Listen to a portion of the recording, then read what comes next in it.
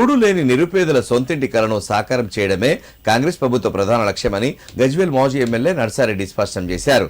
ఇందిరమ్మ ఇండ్ల పథకం కింద అర్హులైన లబ్ధిదారులకు 5 లక్షల ఆర్థిక సాయం అందించి నాణ్యమైన ఇళ్ల నిర్మాణాన్ని చేపడుతున్నామని తెలిపారు. సిద్దిపేట జిల్లా గజ్వేల్ ప్రజ్ఞాపూర్ మున్సిపాలిటీ పరిధిలోని క్యాసారం గ్రామంలో ఇందిరమ్మ ఇంటి నిర్మాణ పనులను మాజీ ఎమ్మెల్యే నర్సారెడ్డి పరిశీలించారు. ఈ సందర్భంగా ఆయన మాట్లాడుతూ గజ్వేల్ నియోజకవర్గంలో కూడా గత పాలకుల నిర్లక్ష్యం వల్ల ఇళ్ల సమస్య మరింత తీవ్రతరమైందని విమర్శించారు. కాంగ్రెస్ ప్రభుత్వం అధికారంలోకి వచ్చిన వెంటనే ప్రజా సంక్షేమాన్ని తొలి ప్రాధాన్యంగా తీసుకుని ఇందిరమ్మ ఇండ్ల పథకాన్ని పారదర్శకంగా అమలు చేస్తుందని చెప్పారు.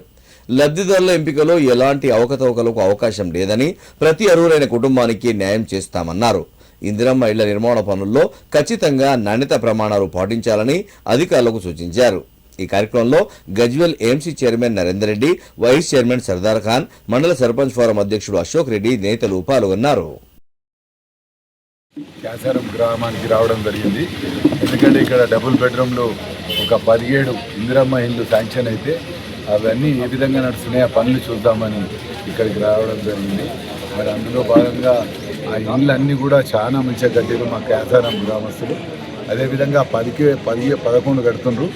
అవి కాక కూడా ఇంకా ఈ గ్రామానికి క్యాసారం గ్రామానికి ఇంకా 4 కావాలన్నా, 8 కావాలన్నా, 12 కావాలన్నా తప్పక ఇప్పుడున్న మా కాంగ్రెస్ ప్రభుత్వం శాంక్షన్ చేయించి ఎక్కడ కూడా ప్రతి దగ్గర కూడా పేద ప్రజలకు ఇందిరమ్మ ఇల్లు ఇచ్చే విధంగా కూడా మేము ప్రయత్నం చేస్తాం.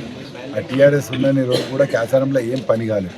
కానీ ఇవాళ ఆ ముఖ్యమంత్రి పోయినాక మా కాంగ్రెస్ ప్రభుత్వం వచ్చినాక ఒక 11 ఇళ్ళు కట్టుకొని వాళ్ళు చాలా సంతోషంగా ఉన్నారు.